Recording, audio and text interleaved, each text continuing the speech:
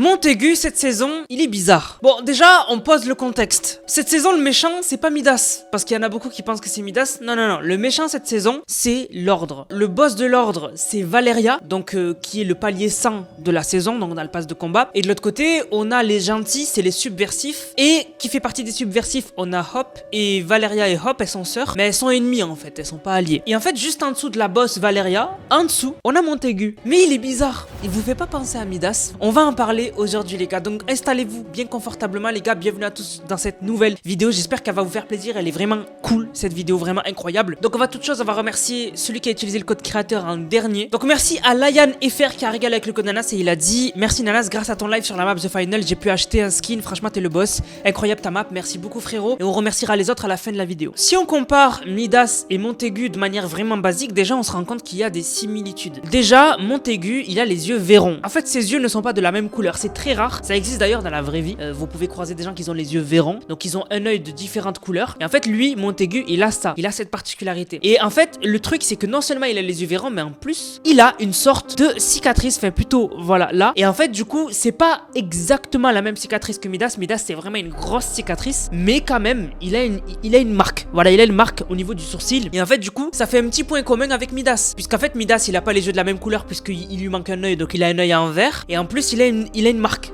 Voilà, donc ça fait premier point commun entre Midas et Montaigu. Mais vous allez voir que c'est loin d'être le seul point commun qu'ils ont. Les deux, et ça c'est vraiment ce qui vraiment m'a choqué quand j'ai regardé, c'est qu'en fait les deux ont un élément. Midas, vous connaissez, c'est l'or. Donc en fait, il maîtrise l'or, il se transforme en or. Montaigu, il se transforme en diamant. Et la dernière fois, je pensais que l'or et le diamant, c'était pas la même chose, mais en fait, si. C'est en fait des matériaux, enfin, c'est pareil, quoi. Donc en fait, les deux ont un pouvoir où en fait, ils peuvent se transformer en leur élément. Donc Midas en or et Montaigu en diamant. Là où il y a un petit souci, et vous allez voir, on va en parler tout à l'heure, c'est qu'en fait, Midas, lui, il peut changer les objets qu'il touche en or. C'est-à-dire que dès qu'il touche quelque chose, ça se transforme en or. Quand on prend des armes avec lui, elles se transforment en or. Mais Montaigu, lui, les armes qu'on prend, elles ne se transforment pas en diamant. Elles restent normales. Donc en fait, Montaigu, il a pas l'air d'être aussi fort que Midas, mais il a quand même un élément, et les deux se ressemblent beaucoup juste avec ça. Mais ça s'arrête pas là, c'est loin de s'arrêter là. Midas, et ça c'est un petit détail, Midas, il a deux pistolets, voilà, sur lui, et Montaigu pareil sur son sac à dos, voilà, donc c'est pas un indice de fou, c'est pas une similitude de fou, parce qu'en vrai quand on regarde il y a beaucoup de skins qui ont des pistolets sur eux et tout, mais bon là le fait qu'ils soient pareils,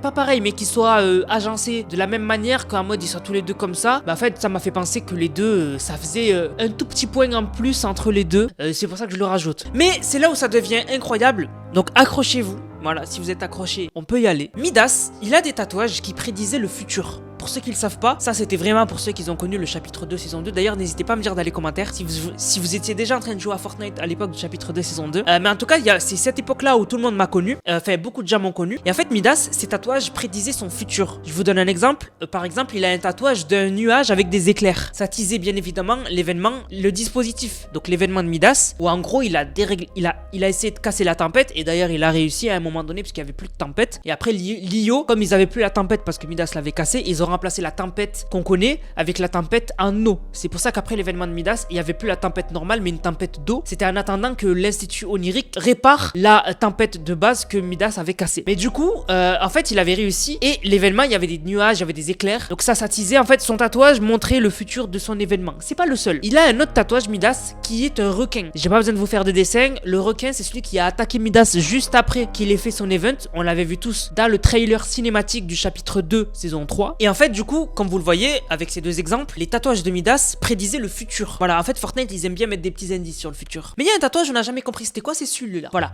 en fait, on voit une sorte... Enfin, on comprenait pas c'était quoi. Et bien maintenant, je suis en train de me dire, est-ce que ce serait pas un diamant vu du dessus ? Maintenant, vous voyez ce que je veux dire? Montaigu. Donc en fait, est-ce que finalement, sur Midas, depuis le chapitre 2 saison 2, on avait un indice qu'il allait avoir bientôt un personnage qui serait pareil que Midas, mais avec le diamant? C'est pas un truc de ouf. Alors ça peut être autre chose, mais c'est possible que ce soit un diamant en vue du dessus, en croquis. Donc vraiment, c'est une dinguerie cette information. Vraiment, quand j'ai vu ça, je me suis dit, what the fuck, genre vraiment, Montaigu. J'ai direct pensé à Montaigu quand j'ai vu le diamant sur le tatoué sur Midas. Donc je pense pas que Midas et Montaigu soient les mêmes personnes, mais peut-être que c'est une expérience pour se rapprocher des pouvoirs de Midas. Peut-être qu'ils sont frères, je sais pas. Mais en tout cas, Montaigu, il est très bizarre. Mais ça s'arrête pas là. Ça s'arrête pas là, les gars. Ils se ressemblent aussi dans les poses. C'est-à-dire qu'en fait, quand ils sont posés dans le lobby, par exemple, quand il est posé dans le lobby, par exemple, Montaigu, il fait souvent ce geste-là. En mode, c'est le geste, fait la pose de quelqu'un qui a un plan derrière la tête. Tu vois, un plan caché. En fait, Midas, il avait un plan caché pendant la saison. C'était de détruire la tempête et de s'échapper de la boucle. Et en fait, Midas, la première frame qu'on le voit dans le trailer du chapitre 2 saison 2, il fait ça. Exactement la même pose que Montaigu. Exactement. Donc en fait les deux, on dirait que les deux ont un plan caché derrière la tête. Donc Midas, son plan, c'était de tout simplement détruire la tempête. Est-ce que Montaigu ne cacherait pas quelque chose? Est-ce que Montaigu, son but, ce serait pas de devenir le boss de la carte? Et on va en parler tout à l'heure parce qu'on va émettre une théorie, vous allez comprendre. Mais du coup je me suis dit, est-ce qu'on peut en apprendre plus sur Montaigu avec justement les dialogues secrets? Pour ceux qui savent pas, en gros, sur Fortnite, vous pouvez parler à des personnages sur la carte, mais si vous portez un certain skin, vous pouvez débloquer des dialogues secrets qui ne marchent qu'avec un seul skin. Alors merci les fichiers du jeu, on n'a pas besoin de tester tous les skins du jeu Fortnite avec les skins avec lesquels on peut parler dans la map, puisque dans les fichiers du jeu, on a la liste des dialogues secrets avec les personnages avec qui on peut parler. Donc en fait, il y a un dialogue secret entre Montaigu et Jonesy, et entre Montaigu et Hop. Si on prend le skin Montaigu et qu'on va voir Jonesy, il nous dit, alors c'est toi, le voleur de l'ordre. Tu as déjà volé une personne, plus spécifiquement une banane. Donc en fait, Jonesy, il cherche encore où est banane. Et en fait, il le sait, dans l'ordre, donc dans les méchants, le rôle de Montaigu, c'est d'être le voleur. En gros, il vole. Voilà. C'est pas le chef, comme je vous ai dit, c'est Valeria la chef. Mais Montaigu, lui, c'est un voleur. Donc en fait, Jonesy se demande, est-ce que c'est pas Montaigu qui a banane? Et si on va voir avec le skin Montaigu Hop, elle va vous dire, tous les voleurs finissent par se faire arrêter, même toi. Donc en fait, là encore une fois, on a la confirmation que Montaigu, dans l'ordre, son rôle, c'est de voler. Mais du coup, ça nous apprend pas grand chose sur lui. Mais par contre, vous avez pas remarqué depuis tout à l'heure, il y a un truc chelou avec Montaigu, vous avez pas remarqué? Dans le lobby, il arrête pas de toucher son pendentif. En fait, il fait cette pose là, mais à chaque fois, il va toucher son pendentif et après il remet ses mains comme ça et il retouche. Donc en fait, ce pendentif, il est pas là pour rien. Je pense que Montaigu tire ses pouvoirs de se transformer en diamant du pendentif. Parce que si vous êtes attentif, dans le pass de combat, quand on avance un peu, on débloque plus tard le rubis ancestral. Et le rubis ancestral, il ressemble énormément au diamant que à Montaigu. Pareil, presque pareil. Sauf qu'il y a une différence entre les deux, c'est que le diamant de Montaigu, il est en parfait état. Le rubis ancestral, il est cassé. Et le rubis, il est rouge, comme tous les rubis d'ailleurs. Et en fait, je pense qu'il est lié à Aurélia. Parce que vous avez pas remarqué qu'Aurélia, elle aussi, elle a des pouvoirs. Son pouvoir, c'est le feu. Un feu rouge. Ah, on commence à trouver des trucs de fou là. Donc en fait, est-ce que, et là on va faire une théorie, donc une théorie qui vient de moi, est-ce que Valeria, elle aurait pas cassé son rubis pour en extraire le pouvoir et se le mettre dans son corps, et du coup, elle a pas besoin de porter de pendentif pour utiliser ses pouvoirs, parce que comme vous l'avez remarqué, Valeria, elle a pas de pendentif, mais elle utilise ses pouvoirs, et Montaigu, il a peur, et c'est pour ça qu'il touche son diamant, qu'il touche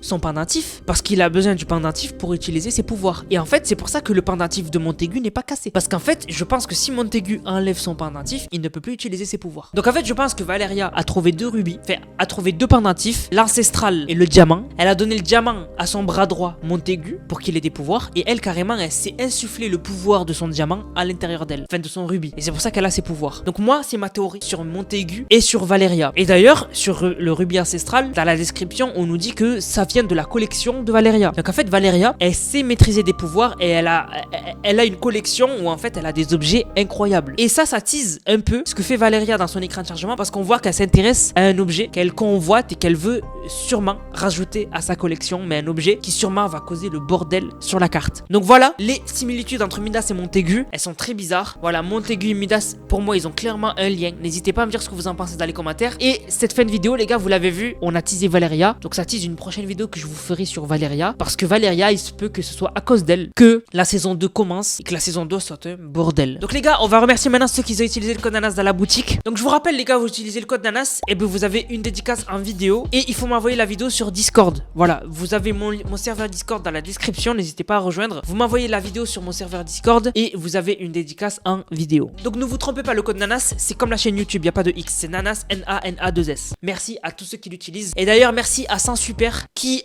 on a remarqué. Et celui qui a utilisé le plus le code Nanas dans mon serveur Discord. C'est juste incroyable, sans super, t'es un goth. Donc merci à Racim qui a régalé avec le code Nanas. Merci beaucoup à Mr. Wild qui a régalé avec le code Nanas. Merci beaucoup à Fluxy. Merci beaucoup à Yandel. Merci beaucoup à Yaya. Merci beaucoup à Ruru. Merci beaucoup à Risling qui a dit toujours mettre le code Nanas. Merci beaucoup à toi frérot. Merci à Kanji qui a dit joyeux Noël avec le code Nanas. Bon, ça datait de Noël. Merci à Cam plus micro, la calvitie petite. Merci beaucoup à AZ35. Merci beaucoup à King. Merci beaucoup à ZWNX. Merci beaucoup à Nachel. Merci beaucoup à Berat. Merci beaucoup à War Trooper. Merci beaucoup à ZX. Merci beaucoup à Bouest. Merci beaucoup à OG Neoxy. Merci beaucoup à Lilou. Merci beaucoup à Marwan. Merci beaucoup à Biscuit. Merci beaucoup à Galaxy. Merci beaucoup à le youtubeur Lufox. Merci beaucoup à TBR. Merci beaucoup à Driz. Merci beaucoup à Naestro. Merci beaucoup à Noko. Merci beaucoup à Nono. Merci beaucoup à Alès. Merci beaucoup à It's Chans. Merci beaucoup à Cubdo. Merci beaucoup à iShow. Merci beaucoup à Gigider. Merci beaucoup à Le Chat Sauvageon. Ouais, vous avez des pseudos bizarres. Merci beaucoup à Youssef. Merci beaucoup à Nono. Et merci beaucoup à Shojiro qui a dit Konanas dans la boutique avec un cœur. Merci beaucoup à toi frérot. Du coup la famille, j'espère que la vidéo vous a plu. Si c'est le cas, n'hésitez surtout pas à liker, commenter, partager. Ça m'aide énormément. Vraiment, n'hésitez pas à commenter. Je réponds aux commentaires. Je vous laisse. On se capte pour une prochaine vidéo. C'était Nanas. Prenez soin de vous. Bang, bang, bang.